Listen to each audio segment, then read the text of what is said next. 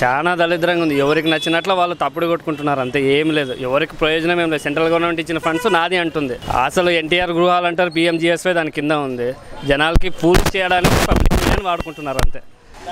అంతే దెబ్బ అయితే మాకైతే నచ్చడం లేదు. ఆయన అస్సలు ఏం నచ్చలేదు. నేను కరెంట్కి అప్లై చేసినాను, నాకు 5 నెలలు చేసినారు కరెంట్ సప్లై ఇవ్వడానికి, 3 ఫేజ్ కరెంట్. ఇంత దళిద్రంగా నేను ఎక్కడ చూడలేదు, ఎప్పుడు చూడలేదు. జగన్ వస్తేనే బాగుంటుంది. వైఎస్ఆర్ రెడ్డి రాజశేఖర రెడ్డి అభిప్రాయాలు మొత్తం జగన్తోనే ఉంటాయి కాబట్టి జగన్ వస్తేనే బాగుంటుంది. వరస్ట్గా ఉండింది అసలు.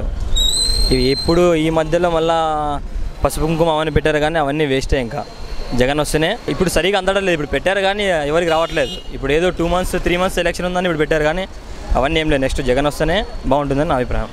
అంటే ఇప్పుడు జగన్ ఇంతకుముందు అయితే రాజశేఖర రెడ్డి ఎలాగా పరిపాలించాడో అదే రీతిలో జగన్ ఉంటుందని ఒక అభిప్రాయం. అంతే. కొత్త వాళ్ళు కదా, యంగ్స్టర్కి కొంచెం ఛాన్సే బాగుంటుంది. ఎమ్మెల్యే గారి పాలన ఉంది. ఇప్పుడు బడ్జెట్ ప్రాబ్లం ఉంది అంటున్నారు. బట్ అందువల్లే నెక్స్ట్ జగన్ వస్తే బాగుంటుందని అభిప్రాయం. ఆ తర్వాత ఈ మధ్యన ఇంకా ఎలక్షన్స్ ఉన్నాయి కాబట్టి దగ్గరలో అవి పథకాలు పెడుతున్నారు. ఇండ్ల పథకాలు అది గవర్నమెంట్ ఇచ్చింది, సెంట్రల్ గవర్నమెంట్. అది వీళ్ళే ఇచ్చినట్లు చెప్తున్నారు అనమాట. పేదవాళ్ళకి ఇండ్లు ఇస్తున్నారు కదా, ఫండ్స్ అన్నీ యాక్చువల్ సెంట్రల్ గవర్నమెంట్ ఇచ్చినారు అనమాట. అది ఈ మధ్య ఇప్పుడు మళ్ళీ 10,000 పెంచుతామంటున్నారు డ్వాక్రా మహిళలకి. అంటే ఎలక్షన్స్ ముందర ఇవన్నీ చేస్తున్నారు. ముందే చేసింటే బాగుండని నా అభిప్రాయం. అంటే జగన్ నుంచే మెయిన్ కాంపిటీషన్ అనమాట చంద్రబాబుకి. పవన్ కళ్యాణ్ అయితే డౌట్ ఏమి జనసేన రావడం. ఏమి మాకు ఇంత వయసు అయితే కూడా పెంచానంటే లేదు. ఇంకా నీకు వయసు అయ్యలేదంటే ఆధార్ కార్డులో తప్పు ఉంది, దాన్ని సరి చేసా అంటే ఇప్పుడు సరి చేసలేదు. ఎన్ని తిరిగి 4 గంటలు తిరుగుతున్నాం జన్మభూమిలో. మన అంతే నడిచేది లేదు. మరి ఎన్నిసార్లు తిరిగినామండి, తిరిగి కాలు పడిపోయాడు. ఏ దృష్టి తీసుకుని ఎవరు ఏం చేయరు. ఆయన కూడా ఎవరు ఇప్పుడు మన ప్రభుత్వం లేదు కదా, మనం ఏం మాట్లాడడానికి రాదంట. నెక్స్ట్ కాబోయే సీఎం నెక్స్ట్ జగనే. మాకు స్కాలర్షిప్ బాగా వస్తుంది, స్టూడెంట్స్ కి బెనిఫిట్ కూడా సాటిస్ఫాక్షన్ అవుతారు చాలా మంది. ప్లస్ జగన్ వస్తే కూడా మా ప్రాబ్లమ్స్ అయినా సాల్వ్ చేశారని నమ్మకం ఏమైనా పెట్టాను. 5 సంవత్సరాలు అంటే లోకల్ ఎమ్మెల్యే పర్వాలేదు. సాయిప్రసాద్ రెడ్డి గారు మనకి బాగా చూస్తున్నారు. ముఖ్యమంత్రి జగన్ గారు కావాలని మేమంతా పల్లెటూరు నుంచి కోరుకుంటున్నాము. ఇప్పుడు పవన్ కళ్యాణ్ గారు, చంద్రబాబు నాయుడు గారు, నరేంద్ర మోడీ గారు ముగ్గురు ఐకమత్యమై మన రాష్ట్రాన్ని అంతా గబ్బులేపినారు.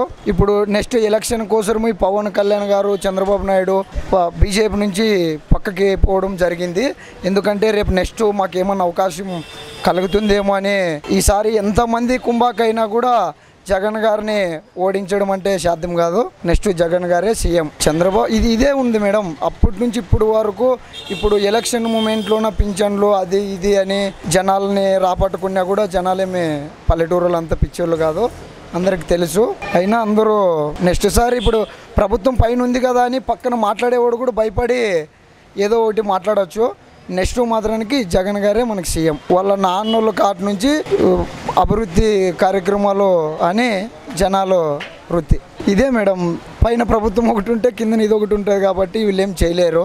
నెక్స్ట్ మన జగన్ అయితే ఇక్కడ ముఖ్యమంత్రి ఇతనే. నెక్స్ట్ వచ్చేది ఇదే వైఎస్ఆర్ ఆదోని. ఈ వీడియో గనుక మీకు నచ్చినట్లయితే లైక్ చేయండి, షేర్ చేయండి. మరిన్ని వీడియోస్ కోసం మా ఛానల్ను సబ్స్క్రైబ్ చేయండి.